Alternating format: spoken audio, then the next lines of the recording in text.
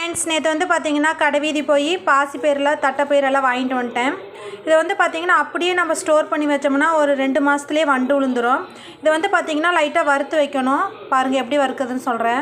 அடைச்சட்டி அடுப்பில் வச்சுட்டு வானல் சூடானோடனே தட்டைப்பயிர் போட்டாச்சு பாருங்கள். இது வந்து நல்லா மொறுன்னு வறுக்கணும்னு அவசியம் இல்லைங்க. தட்டைப்பயிர் வந்து சூடு ஆனால் போதும். இப்படி நம்ம வறுத்து வச்சுட்டோம்னா வருஷமே ஆனாலும் தட்டைப்பயிர் வந்து வண்டே விழுகாது. நீங்கள் மிளகா போட்டால் கூட வண்டு விழுந்துடும்.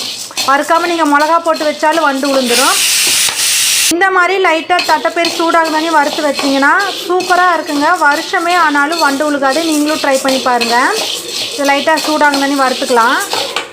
தட்டைப்பயிர் பார்த்திங்கன்னா ஸ்மெல் வர ஆரம்பிச்சிருச்சு. இந்த தட்டைப்பயிர் வறுக்கிற ஸ்மெல் வர ஆரம்பிச்சிருச்சு. இப்போ வந்து அடுப்பை ஸ்லோ பண்ணிவிட்டு நம்ம வேறு தட்டில் மாற்றிக்கலாம்.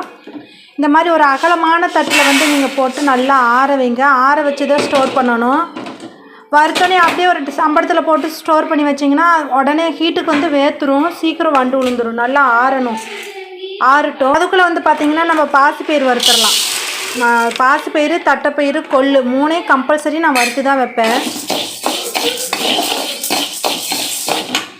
பாசிப்பயிறு நல்லா வறுத்தாச்சு. நல்லா ஆறட்டும். பாசிப்பயிறு வந்து பார்த்திங்கன்னா நல்லா ஆறிடுச்சு. நான் வந்து சம்பளத்தில் ஸ்டோர் பண்ணி வச்சுக்கிட்டேன் பாருங்கள். இதே மாதிரி நீங்களும் ட்ரை பண்ணி பாருங்கள். பாய். தொடர்ந்து நம்ம சேனலை லைக் பண்ணுங்கள், ஷேர் பண்ணுங்கள். பாய்.